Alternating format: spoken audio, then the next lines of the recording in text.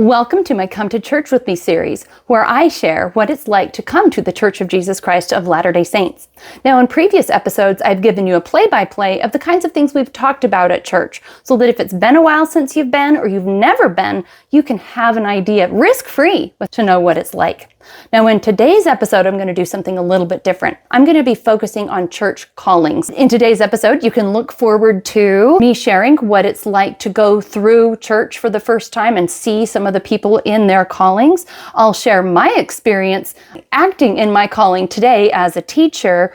I will talk a little bit about how callings are given in our church and some of the good and bad aspects of church callings. And then I'll end with two stories by individuals that shared in testimony meeting today their experience with their church calling. But before we dive into all that, let's just talk for a second about what church callings actually are. Well, a church calling is an opportunity for every member to participate in some way in how the church organization is run.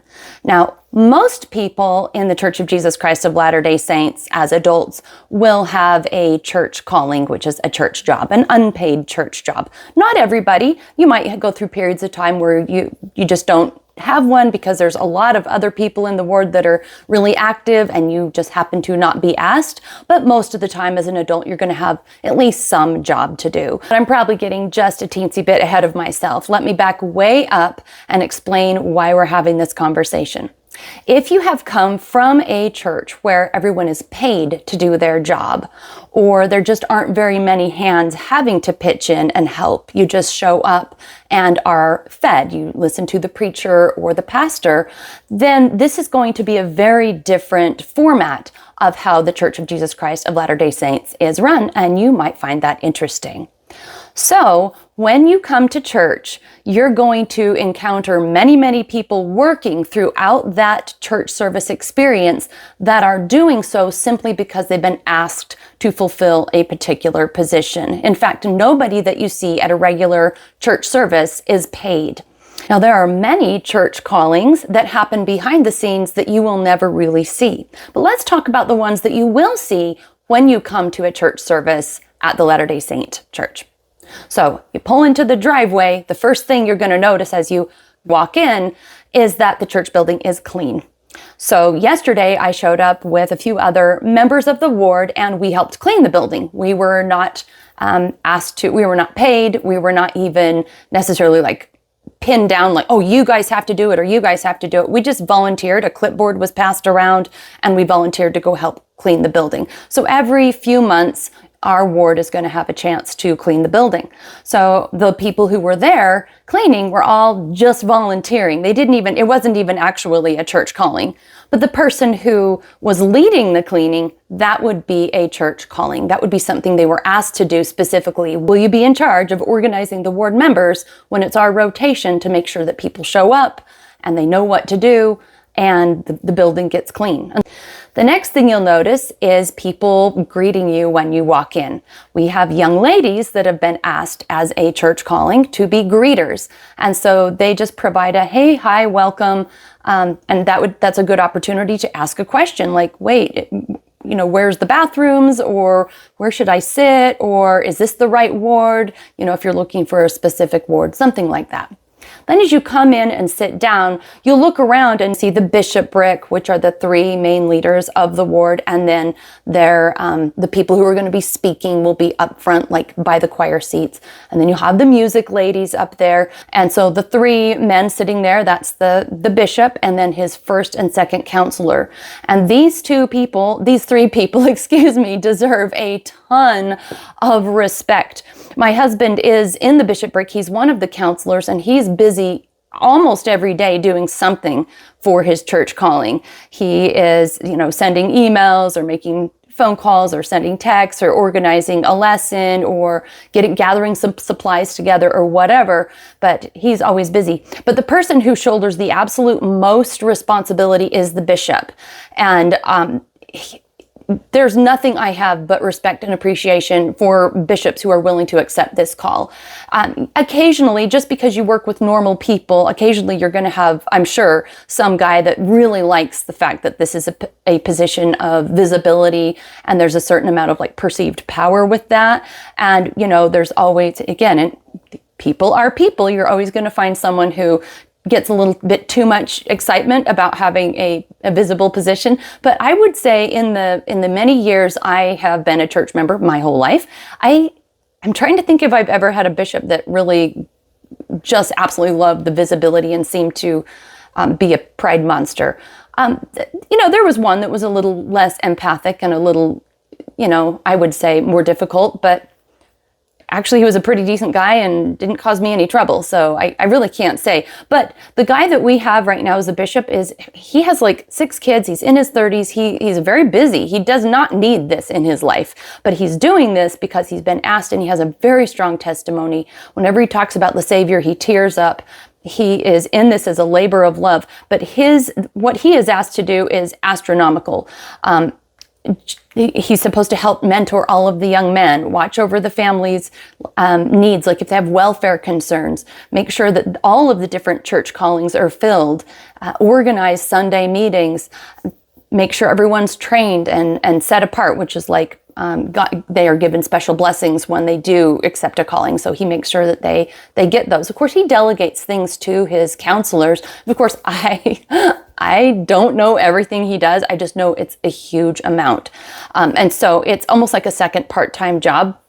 So I don't mean to spend quite so much time on him because, of course, like most people are never going to have to worry about doing that, thank heavens, but it really is a labor of love, and we should be I know I am, just so grateful for their service, because when I'm done with work at night, most of the times I can just do what I want to do, but bishops always have something they have to be doing, not getting paid for it, often getting criticized, often, he's feeling insecure or worried, like, is this working? How do people feel about it? Do they understand what we're doing here? It's hard. Being a bishop would be really hard. So the next thing that you'll notice up on the stand is the music people. You'll see someone at the organ and then someone that's going to lead the music. So they're, of course, asked to do this as well as a church calling. And they do it for however many years. It's usually a few years. My brother-in-law was the organist for his ward for like 20 years. So, something like that. If not everyone can play the organ. So if you're good at playing the organ, you might be there for a while. You never know. We don't have too many organ players in our ward. And so we actually have a couple of young teenagers who are playing the organ for us and one of them plays it like for real, but the other ones just press the buttons to play pre-programmed songs. So we don't want to over-rely on any one person to have to do it every single week. So we have people who do it like the first week, second week, third week, and like they rotate around. And many of them can play the organ, and some of them just push the buttons that play pre-programmed songs. So there's quite a few of them, and they're all set apart to do that calling. Okay, now that's probably the main thing you'll notice in sacrament meeting besides the young men who bless and pass the sacrament. And that's not necessarily a specific church calling. It's just part of their priesthood duty. And then you'll see people get up and give talks, and that is not a specific church calling. It's just something that you're asked to do occasionally, and then most people say yes and then give a nice church talk. After sacrament meeting is over, you will head to different classes, and this is where, I don't know, probably 70%, maybe not, but like a huge amount of people's callings take place in the second hour of church. So you will head to classes. I don't even know how many classrooms there are in a typical Latter-day Saint ward building, maybe 15 or 20 or something like that, because you've got each little category of children's ages. You've got the nursery, which is like ages 1.5 through 3. They have a class. Sometimes they have 2 classrooms if there's a lot of them. And then you've got kids ages, like 4 and 5, and then 6 and 7, and then 8 and 9, and then 10, 11, like that. Like every 2 years, basically, there's a cluster of those kids and they have their own classroom. So you've got all those ages. And then when they turn 11, then they segregate into the boys have their classrooms and the girls have their classrooms. So just for the teenagers alone, that's 6 different classrooms. And then you have one for just the men meet, and then just the women meet. And then, of course, on some weeks, the women and men meet together with, all the adults, and sometimes all of the youth meet together. And then you've got a really big room where all of the kids meet for part of their instruction time as well. So you have lots of different rooms, and there are people performing their church callings in every single room. And in every room where there are children, anyone under the age of 18, there's 2 teachers or more. So I don't know how many, 40, 50 teacher? That's probably too many. But there's a lot of teachers at any given week operating in that classroom. And what they have done is, there's lesson manuals online on our LDS app. We have an app on the App Store full of all the different lesson materials. So they would just pull up the lesson for that week, read the scriptures, look at songs, stories, pictures, quotes, poems, all the different things, little clips, video clips, all the things that are in that lesson manual, and they will just review that and decide how they're going to go about and teach it. And usually it's supposed to be done prayerfully. Like, we're supposed to spend some time as teachers and reflect on, what do my constituents, my class members need? We need to know our class members by name and pray for them and ponder on what we know about them. And throughout the weeks and months and years that we're in this calling, to be mindful of our students, to reach out to them in love, maybe wish them a happy birthday. If they're going through a hard time, if there's something we can do for them. And if we're mentoring youth, if we're a youth teacher, maybe it would be a really nice thing to show up to like their football game or something like that. So we try to be, as teachers, we're encouraged to be aware of our students as individuals and to build a relationship, not anything like super personal one-on-one. In fact, leaders of youth need to make sure there's always other people present, and that they, if there is text conversations with youth, it's done like in the group for that class or whatever. So everything's on the up and up, obviously, but that we are definitely encouraged to know, care about, pray about, be aware of the needs of our students. So then as we're preparing lessons, we can ponder on the individual students and how we can minister to them. And sometimes students have special needs, especially, like the 18 and younger crowd. You'll have kids developing at different rates. Maybe someone has ADHD, or, they're in a wheelchair, or whatever is going on, that we, as teachers, think about how can we help that student. And so during this second hour, that is what you're seeing a lot of happening, is the teachers going ahead and teaching those lessons to the students. So another thing that's happening is in the primary room, you'll see a woman leading music and teaching the big group of children, when they all come together, songs about Jesus and about the gospel and about love and prayer and all those things. And then there's a group of women that are the primary presidency. There's 3 of them plus a secretary, I think, and they watch over and counsel together on how to best help the children, and how to make sure the teachers are trained, and that the music is flowing, and that there's little prayers and talks and all the things going on. There's a presidency there. And then the same thing is going on in young women's and young men's, which are the teenagers. There's a presidency of women who are in charge of making sure everything's flowing, making sure that all the teen girls are cared for, that their teachers are trained, and that they are planning activities like camps and different things. And then, of course, every week, the young women leaders and the young men leaders meet outside of regular church time to do an activity with the young men and the young women. So on Sundays, you'll see them having the class where they're individual teachers. They break off into little groups, or sometimes they meet as the larger group, and sometimes the presidency will teach. But during the week, those presidency members are very active in meeting with their groups, whether it's the whole group of young women together or the whole group of young men on the men's. The men are doing the same thing with the young men, meeting and doing activities. And they rotate around in those activities between the different areas of development that people have as they grow up. So we try to pattern our mentoring of children ages 8 through 18 after how it talks about in the Bible, how Jesus Christ grew in wisdom and in stature and in favor with God and man. So that's the 4 different areas. Wisdom is intellectual, stature is physical, in favor with God is spiritual, and in favor with man is social. So those 4 areas, mental, physical, spiritual, social, are how they rotate the activities around to make sure that the kids are developing in those different areas and are very aware that those are areas that they need to develop in to grow to be the most like Christ that they can. So during Sundays, you're going to see a lot of classes happening. There's a lot of church calling activity happening in that second hour. And then also giving announcements in the different classes for the activities that are going to happen during the week. Because as soon as those church doors close and everyone goes home from church on Sunday, there is more to come that week. Everyone leaves knowing what the activity is going to be for later in the week, which is in our ward, it's a Tuesday night. That's when the young women and young men come and meet and do their activities. And then us as ladies, we meet every couple of months for some kind of activity. And the men they're supposed to do, I don't know, periodic activities, but depending on how proactive their leaders are, it might be a few months between those activities.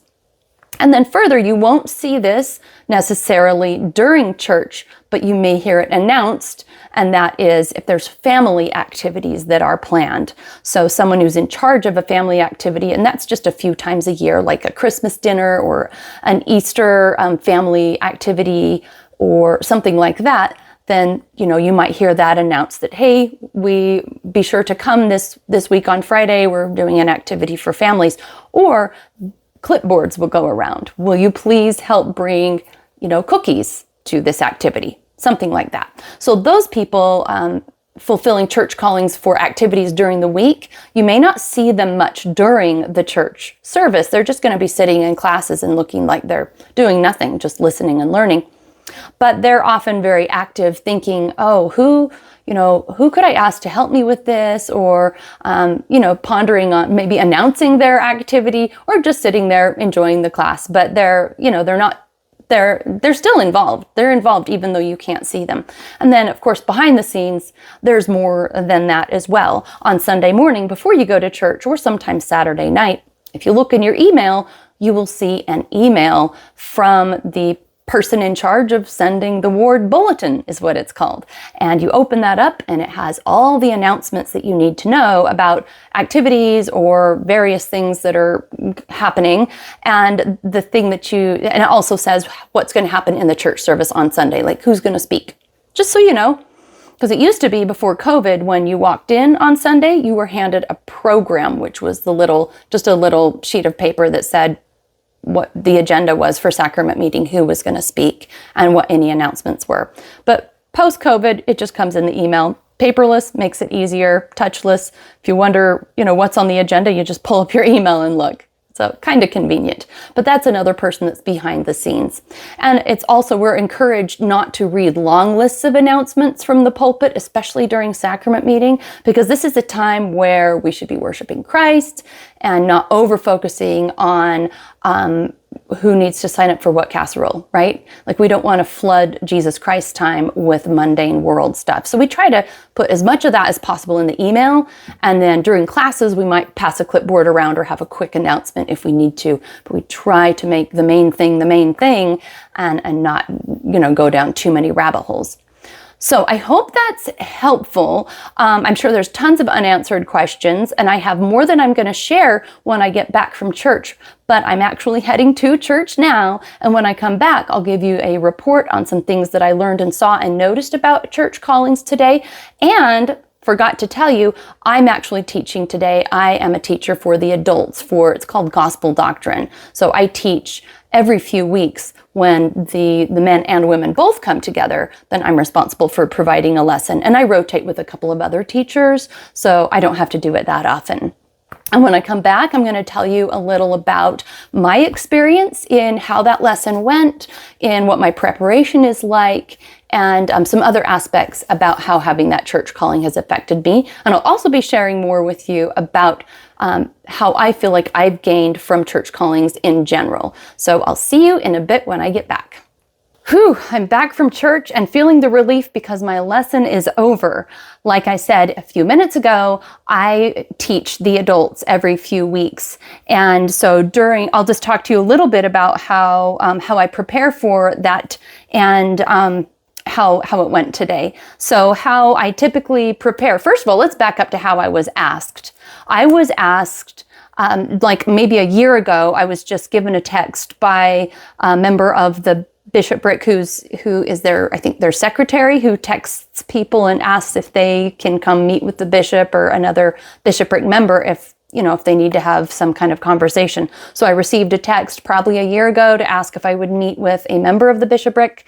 And I showed up and had a meeting, and they, we start with a prayer. It's very loving. He asked how my family's doing and how I'm doing, and we just chatted for a couple of minutes. And I think they typically do that just to see, learn a little bit about you, where you're at, like right then, and kind of decipher if this is even going to be okay to give. Because, if I broke down and said, everyone in my family is doing horribly, then he might just listen and say, oh, wow, what can we do to help you? And he might not extend that calling. He might think, oh, maybe this is not the best time. So, the little interview before they extend the calling often is helpful for them to know if it's, if the feeling that they're getting that this is probably a good calling to extend, if it's actually going to be appropriate. So after I got called in, he asked if I would, we chatted, he asked if I'd be willing to teach the adults class every few weeks, and I said yes. And then as part of that process, within a few days of that, I got set apart, which is like where I get a priesthood blessing from church leadership that gives me additional power from God to perform that calling. And so it is part of the belief in our church that when you are operating in a church calling, you have a portion of priesthood power given to you specifically for that job that you're doing, that God will help you, that you'll have extra talents or gifts or extra inspiration, that you will be aided from the Spirit. You'll have extra strength to do what you need to do. And it adds a lot of, I would say, feelings of confidence, because a lot of us, myself included, when we're performing in a church calling, we're not always comfortable doing what we've been asked to do because we're not professionals, or maybe it's not something we would necessarily ask to do. But it gives a lot of confidence knowing that God's going to help you, the Spirit will help you, that you bring what you can to the altar and, it'll be multiplied. It's like the loaves and fishes story from the New Testament where the boy brought the loaves and the fishes and Christ multiplied it and it was enough. Like, this is the Spirit with which we serve, that we know that we don't always have every possible talent and background to do what we're asked to do perfectly. But as we, we're set apart and receive that additional power, and we try to approach God in prayer and asking for help, that we can then go forth and serve in confidence, knowing that He'll make us enough. And of course, we have to put in effort and ask for help, but that He will magnify our efforts. So I think that's really, really cool. So when I was preparing for my lesson today, all throughout this last week, as I've read my scriptures, which were the assigned scriptures for this week's teaching, for this lesson, I would make little notes in a notebook about things that maybe I could point out or we could touch on. And then this morning, I looked through the church's manual, that it's all online. It's just on an app, and it has, videos and quotes and all those things. And to be honest, I'll tell you a really just maybe embarrassingly true version of how things went today. My brain felt really foggy all week. And this morning while I was preparing, I just really struggled. Some lessons come together smoothly. It's like you can just feel all the inspiration. And sometimes it's a struggle because that's the way life is.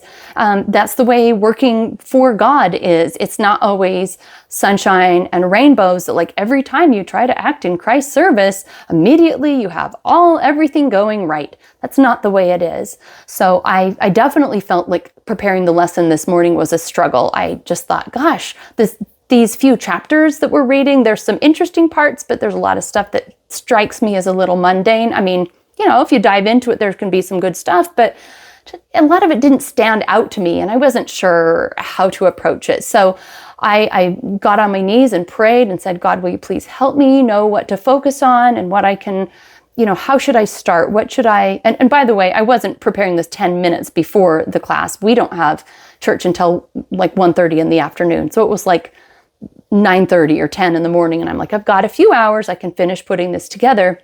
And after I said the prayer, I thought, okay, I'm going to go start by putting together a PowerPoint and put some slides that have summaries of what the chapters said and put little pictures on it to help kind of like break it up. And I thought of a video that I could play, and I inserted that. And then as I was looking through the lesson, I thought, well, there's a few thoughtful questions I can ask. So I put those on a slide at the end, and I finished making my little PowerPoint, which I don't usually use a PowerPoint, but I decided to, I thought maybe it would help keep me on track today. So I downloaded all that, put it on my laptop, and said another prayer and said, Heavenly Father, please help me that I can do a good job, that I can glorify Thee, that people will be able to learn, that it will be good enough. And I honestly left for church feeling, like I was somewhat prepared, but definitely not feeling like it was going to be one of my best lessons. Because again, sometimes it just flows great, sometimes it doesn't. So after sacrament meeting, I went to my class and got things set up. We have a big smart TV, and I plugged my laptop into the smart TV and got the PowerPoint showing. And then I asked a couple people to say the opening and closing prayers, and we got started. And I started with a little opener, which was a little bit of my testimony based on some things we'd talked about in sacrament meeting. And then I kicked on the PowerPoint, and it froze. It was not interacting with my laptop right. And the class was so quiet. There were probably 25 people in class, and they were so quiet that it was awkward. And I felt really kind of embarrassed because I'm fiddling with the PowerPoint and no one's talking. It's easy if they're getting chatty amongst themselves, then you can work on the computer and you don't really care, but it felt a little bit awkward. So I fiddled around, and I even made it more awkward by making jokes, and then the computer still wasn't working. But then I just thought, you know what, let's keep going. And I was able to kind of use it. It just wasn't as good as I wanted. So I proceeded to go through some of the slides and play a video, and ask a few thoughtful questions. And, the whole time I'm up there, I did not intend to share a personal story about some of my experiences in the past, but I did, and I went ahead and I shared it, and my hope was that it was helpful to somebody. I was very grateful because there were a few people that raised their hands and gave comments, and that really helped. And I made it through the hour. I'm not going to lie, it was a hard lesson. I felt like I wasn't on my game. My laptop wasn't working right. I don't feel like the order of how I put all the pieces of the lesson together was ideal. And sometimes I'm a little too hyperverbal, and I kept making comments under my breath that like saying, okay, this was probably a bad question to ask, or I don't know, I probably am not making sense right now, or things like that. But the really nice thing is everyone was very, very patient and charitable with me. People contributed, they were present. It makes a huge difference for a teacher when the others in the class have a sense of goodwill towards them. And I think that's really what we mean by, in our church, by saying, do you support each other in their callings? Is I felt very supported today in my attempts to teach, because everyone there was kind. They were looking at me with love in their eyes. They would offer comments. They were very present with me. You can really feel the difference between that and if someone's, a lot of people are folding their arms and glaring at you like, ooh, I dare you to get through to me. And nobody was like that. They were all very, very loving and kind. And so the Spirit was present, and the conversations were positive and uplifting. So even though I felt, I would say, underqualified today and not at my best, I did give it the best effort I had. And I felt sustained and lifted by the presence of those who were there. And again, this whole idea of sustaining each other in our church callings, that's what it means to sustain our leaders.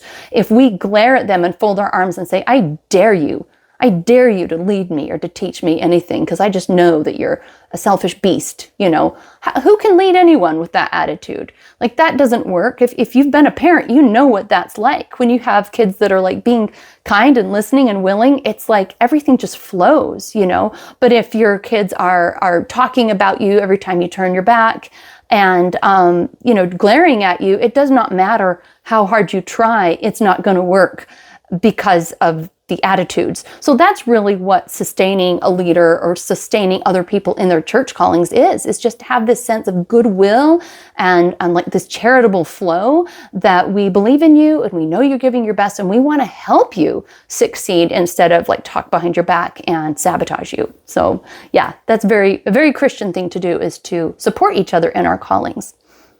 So that's a little bit about my experience with this calling in particular.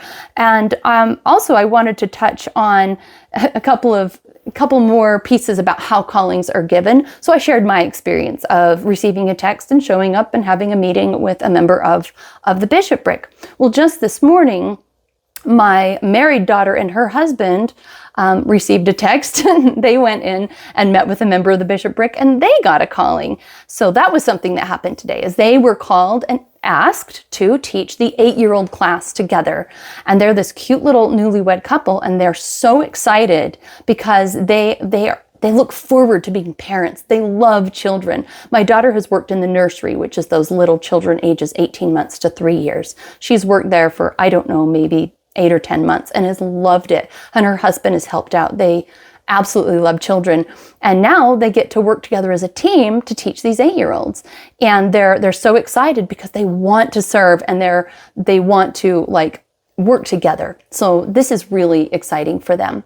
So they of course said yes to the calling, and here's what happens next. Then in sacrament meeting, at the beginning of sacrament meeting, whenever there's people that are being put into a new church calling or released from an old church calling, then at the beginning of sacrament meeting, like after the prayer and song, but before we get into the sacrament, one of the members of the Bishopric who is leading the meeting that day will announce those people who are being asked to serve in new callings or those that are being released. And so he read the names of a few people that were being released from their church callings, and then we're asked to raise our hand to show a thank you, a vote of thank you. So it's not huge, everyone just raises their hand, and which is a sign of gratitude, of thanking them for their service. And you might say, oh, well, that's nothing. You're just reading their name and everyone raises their hand. How is that even much of a thank you? Well, I think that it works because if you didn't ever say thank you by any announcement and there was no participation at all, then the person would feel totally invisible. But also people are always coming and going and calling. So there's no way we can have like a party for each one of them or something huge. And usually when I hear that someone's been released from a calling or being put into one, if there's someone I know or it's a calling that impacts me, I'll definitely be like, hey, I'm excited for you to do that. Or, hey, thanks so much for doing that. So it gives us an opportunity to just acknowledge each other. And then, of course, when people are being put in to a new church calling, their name is read, and we are asked, will we sustain this person? And then everyone can raise their hand it's called a sustaining vote. But again, it's not a vote like if anyone says no, that they're going to get kicked out. It's an opportunity for us to show support and for us to acknowledge that this person is now functioning in that role. So it's orderly and very respectful. Now, I'll take a little second to talk about some of the good and bad of church callings, because like anything where you got a group of people, there's a variety of experiences. Sometimes it's working really well, sometimes it's not. Okay, so some of the good and bad would be, sometimes members operating in a calling offend people, or they're rude, or they don't do their job. The parts of their job they've agreed to do, they don't end up doing it. So what do you do in a case like that? Well, how we usually work with that is, of course, the leaders or other members around that are working with that person in their calling, they try to be very patient and just give support. Hey, do you need some help with that? Or whatever. But they're not treated like mean or rude because they're struggling, at some level. But if someone consistently does not engage in the calling and like if help is offered, they don't really, again, engage in it, then over time, eventually they might be switched to a different calling, or, they might be, hey, how are things going? And it sounds like things are really hard right now. Do you think we need to, give you some space with that? So there tries to be a lot of awareness between leadership and those operating in callings about how people are doing. Are they feeling safe and comfortable? Is this too much for them? Whatever. And you can always have a conversation with whatever leadership you answer to. Like for me, there's a Sunday school president that is over like the Sunday school teachers. So if I had a concern, I might ask him for help, or maybe give a complaint like, hey, I'm really struggling with something here. Then maybe I'd reach out to him. So let's see, I'm trying to think of what some other maybe negative aspects of church callings would be. Well, one might be if you are asked to do something you really don't want to do, or you don't feel like you're capable of doing. That's a big topic on its own. It's really a very personal decision if you're going to say no, to that calling. And I have at different times, at one time in particular, said I'm not really capable of taking a church calling for a period of time. I had just a lot going on, a lot of drama in my life. And I think it was a couple of years that I didn't do anything. And I let the leadership know I'm not in a good place to take a calling. And they were very, very respectful of that. And I didn't get any heat or any, pressure about that, which I really appreciated. But let's say you're asked to do a church calling that you're really uncomfortable with. Well, you've got, like say you have a lot of anxiety in front of crowds or something, and you're asked to be the primary president and be in front of little kids all the time. So if you were asked to do that, you might really consider within yourself, is this something that I know I just can't do? Then you would be honest about that and say, I really need to tell you, I need to be honest about my situation. I don't think I can take it on, and here's why. And of course, there's always the outliers where someone's going to get some pressure, because everyone in the church is real people. We're normal people. No one's perfect. So if someone if a leader did put pressure on them, well, then that would be that leader's issue. But most of the time, a leader's going to be like, thank you for sharing that. I appreciate that. Thank you for letting me know. Maybe he'd encourage that person and say, I really believe you could though. And here's why. Maybe they'd have a conversation, but ultimately, obviously the person is more than free to say no if that's something they don't feel like they can do. There's also this other side that I've come up against before, where maybe you don't see I'm this natural fit for this calling, but I'm going to say yes. A good example for me is when I was asked to be in charge of a scout group with another woman when years ago when my family was young. It was very hard. I struggled with that calling, having to always come up with activities for these hyper boys. But I learned a lot from it. The main thing I learned is a lot of gratitude for people that do that calling, because I did not know it existed and I dreaded it every week. But I did it and I feel good about my service. And eventually that calling was done and I was happy when it was over. But I learned a lot. So it's all good. It's all good. Okay, enough of hearing me go on and on about church callings. I'm going to end with a really special treat, and that is 2 stories from different church members that they shared during our Fast and Testimony meeting today, specifically about their experience with church callings and how it blessed their lives. So the first one was a man who, he is the sweetest man. He looks like a teddy bear. He's this tall, huge guy with a man bun and a huge beard, and he loves to smoke meat on his smoker, and he's a welder. He's just a tough guy, but like the most loving teddy bear. And he has served in the nursery for a couple of years, and the children love him. They are crazy about him. He's so sweet. But he now is, he no longer is serving in the nursery. I think he's a primary teacher now. But he got up with tears in his eyes, just bawling about how much he loves how the church gives us a chance to magnify our talents. He says, I have 2 talents, my love of children and my love of food. And he said, I got a chance to serve through my love of food during this last week young men's camp. I was asked as one of 5 men to be the cook for 300 boys. He said, I was scared. I'd never cooked for 300 people before, but he said he knew that Jesus could feed 5,000 with little to no preparation, then he could feed 300 with 5 people on board and a few weeks of preparation.